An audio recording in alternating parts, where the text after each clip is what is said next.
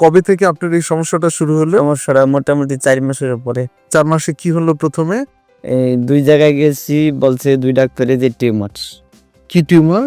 তো আমরা যে টিস্যুটি কালেক্ট করলাম, আমরা টিস্যু কালেক্ট করলাম। এখানে আপনারা দেখতে পাচ্ছেন সেই ইয়াগুলো আমরা যে টিস্যু সেখান থেকে নিয়েছি টিস্যুগুলো। সালাম আলাইকুম সুপ্রিয় ভাই বোনেরা, এই মুহূর্তে আমি আমার এক সম্মানিত রোগী, তিনি গৃহস্থ, কুমিল্লার কোনাইক উপজেলা থেকে এসেছেন। তাকে সামনে নিয়ে আপনাদের সামনে উপস্থিত হয়েছি। তার সম্ভবত কোলন ক্যান্সার রয়েছে। সেই কোলন ক্যান্সার কিভাবে আমরা নির্ণয় করি এবং কিভাবে বায়োপসি করি, বায়োপসি ম্যাটেরিয়াল কিভাবে নিয়ে আসি, তাই আপনাদের সামনে উপস্থাপন করার জন্য এই মুহূর্তে উপস্থিত হয়েছি। আমরা কিছুক্ষণ আগে তার কোলোনোস্কোপি করলাম এবং সেখান থেকে বায়োপসি করলাম, সেটি ভিডিও চিত্রটি উপস্থাপন করছি। আপনারা দেখতে পাচ্ছেন এখন কোলোনোস্কোপ যন্ত্রটি আমরা মলাশয়ে প্রবেশ করাবো। মলদ্বারে প্রবেশ করালাম, আমরা মলাশয়ে গেলাম। সেখানে শুরুতেই দেখা যাচ্ছে তার বেশ কিছু টিউমার। আপনারা দেখতে পাচ্ছেন এখানে একটি টিউমার রয়েছে, ভিতরের দিকে সার্কামফেরেন্সিয়াল অর্থাৎ চতুর্দিক থেকে টিউমারটা অগ্রবর্তী হয়েছে এবং এ কারণে সেটি ভিতরে চেপে গেছে। এটা বাইরের দিক, এটা পায়ুপথটি একদম পুরো ভালো রয়েছে, পায়ুপথ ভালো আছে। এরপরেই মলাশয় শুরু হয়েছে, মলাশয়ের শুরুর অংশটি ভালো।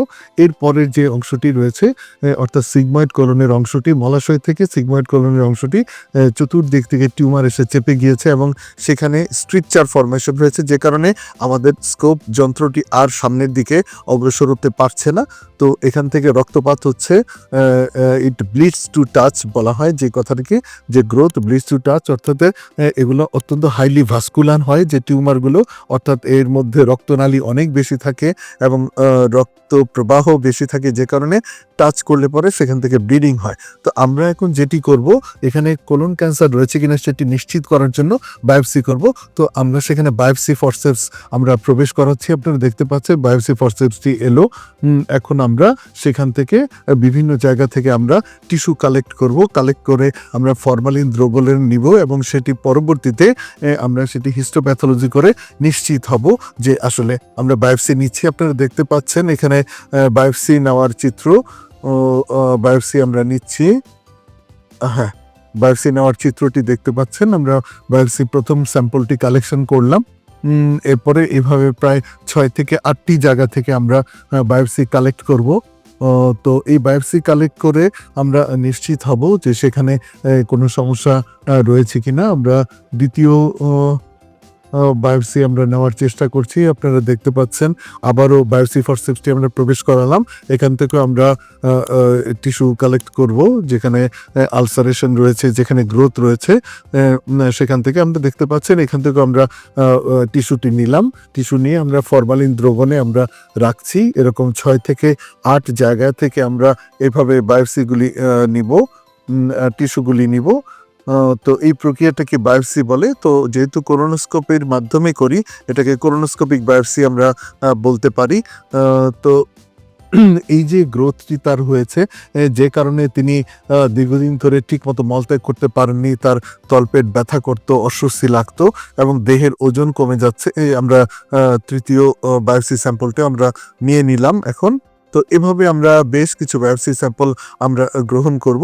তো এই মুহূর্তে আমরা একটু বায়োপসি স্যাম্পল কালেকশনের সাথে সাথে আমরা আমাদের সম্মানিত রোগী উপস্থিত আছেন, তার বক্তব্যটা নিব। ভাইয়া, আপনি কি কাজ করেন? আমি কৃষি কাজ করি স্যার। কৃষি কাজ করেন না ভাই? তো কবে থেকে আপনার এই সমস্যাটা শুরু হলো? সমস্যাটা মোটামুটি 4 মাসের উপরে। 4 মাসে কি হলো প্রথমে? এই 2 জায়গায় গেছি, বলছে 2 ডাক্তারে যে টিউমার। কি টিউমার? এই পায়খানা রাস্তার টিউমার। হ্যাঁ, এখন খালি এক ডাক্তারে ওষুধ দিছিল, আমার কার্যকরী হয়নি। লাস্টে বললাম যে আমার চেক আপ করে দেখতে হবে, কি চেক আপ করবেন? যে পায়খানা রাস্তায় কি সমস্যাটা। আচ্ছা, তারা মেশিনে দেখে নাই, তারা খালি হাত দিয়ে দেখছে। হাত দিয়ে পিআর পরীক্ষা করছেন? হ্যাঁ, পার রেক্টাল আঙ্গুল দিয়ে ঢুকে সেটুকুই তা দেখছে, আর কিছু না।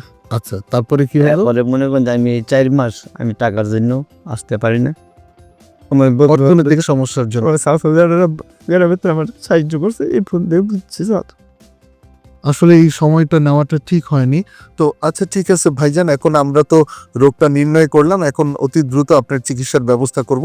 তো আমরা যে টিস্যুটি কালেক্ট করলাম, আমরা টিস্যু কালেক্ট করলাম। এখানে আপনারা দেখতে পাচ্ছেন সেই ইয়াগুলো আমরা যে টিস্যু সেখান থেকে নিয়েছি, টিস্যুগুলো পানির মধ্যে এখানে ফরমালিন দ্রবণে রয়েছে।